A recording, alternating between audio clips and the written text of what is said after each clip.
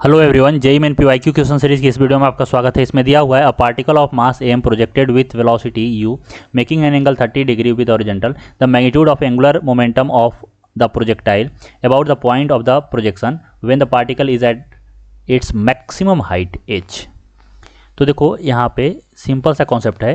देखो इसके बारे में एक प्रीवियस क्वेश्चन मैंने किया, उसमें मैंने पूरा एक्सप्लेन किया है, तो मैं उसका लिंक डिस्क्रिप्शन में दे दूंगा, आप लोग उसे भी देख लेना ताकि कॉन्सेप्ट पूरी तरह से क्लियर हो जाए अबाउट एंगुलर मोमेंटम। तो यहाँ पे देखो हम लोग समझते हैं कि कुछ इस प्रकार से डायग्राम है कि यहाँ से एक मास दिया हुआ है एम, इसे प्रोजेक्ट किया गया एट अल्फा, अल्फा यहाँ पे दिया हुआ है 30 डिग्री। ठीक है, तो जब यह मैक्सिमम हाइट पे पहुँचता है, ठीक है, यहाँ पे मान लेते हैं यहाँ पे यह पहुँच गया, ठीक है, तो इस समय इसका एंगुलर मोमेंटम बताना है। तो देखो यहाँ पे अबाउट पॉइंट ऑफ प्रोजेक्शन, क्योंकि हम लोग वहाँ पे डिस्कस किए हैं कि जब भी एंगुलर मोमेंटम निकालते हैं वो किसी पॉइंट या किसी एक्सिस के अबाउट ही निकालते हैं। तो यहाँ पे मैक्सिमम एट मैक्सिमम हाइट क्या होता है, कौन सा वेलोसिटी होता है, सिर्फ और सिर्फ हॉरिजॉन्टल कंपोनेंट होता है। तो यहाँ पे अगर देखा जाए तो इसका एक इधर कंपोनेंट होगा या u कॉस अल्फा और यहाँ पे होगा u साइन अल्फा। ठीक है, तो यह वेलोसिटी एट मैक्सिमम हाइट क्या हो जाता है, जीरो हो जाता है। तो यहाँ पे सिर्फ और सिर्फ हॉरिजॉन्टल कंपोनेंट रहता है और हॉरिजॉन्टल कंपोनेंट कभी भी चेंज नहीं होता है प्रोजेक्टाइल में।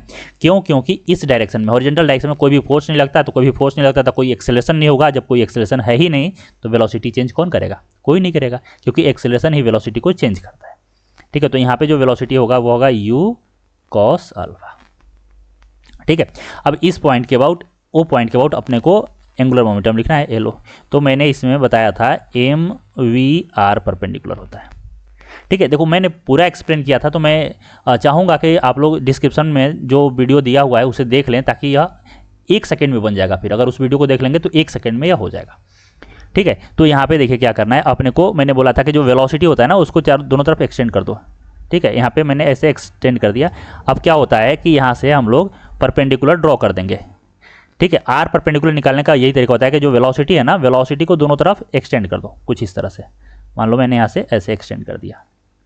और क्या करना है, आर परपेंडिकुलर कैसे निकालेंगे, तो क्या करेंगे कि जिस पॉइंट के अबाउट निकालना है उस पॉइंट से उस लाइन पे परपेंडिकुलर ड्रॉ कर देंगे।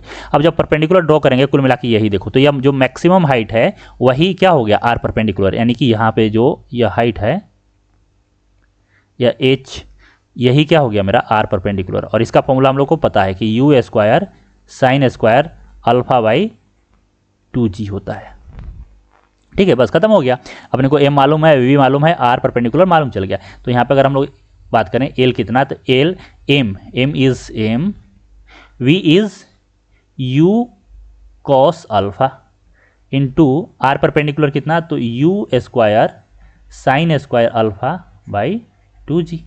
तो अगर हम लोग अल्फा का वैल्यू पुट करते हैं 30 डिग्री, तो यहाँ पे कितना आ गया, m into u into cos 30 कितना होता है, ये होता है √3/2। यहाँ पे आ गया यू स्क्वायर इंटू साइन 30 कितना होता है, तो 1/2, यानी कि स्क्वायर करेंगे तो कितना आ जाएगा 1/4/2g। तो यहाँ से देखो कितना आ गया, यहाँ से आ गया, यह आ गया 16, तो √3/16 एम यू यहाँ से क्यूब आ गया बाई जी आ गया। तो यह हो गया आंसर। अब इसे हम लोग देखें तो यहाँ पे जो ऑप्शन ए है वह करेक्ट ऑप्शन होगा। तो इसमें कुछ भी नहीं करना था, सिर्फ यही फॉर्मूला यूज़ करना था। ठीक है, यह फॉर्मूला यूज़ करना था और एम वी आर परपेंडिकुलर देखना था, बस खत्म हो गया, काफ़ी ईजी था। सो अगर वीडियो आपको पसंद आया हो तो वीडियो को लाइक कीजिए, चैनल को सब्सक्राइब कीजिए। कुछ पूछना है तो कमेंट सेक्शन में मेंशन कीजिए, मैं रिप्लाई जरूर करूँगा। आज के लिए इतना ही, थैंक यू सो मच।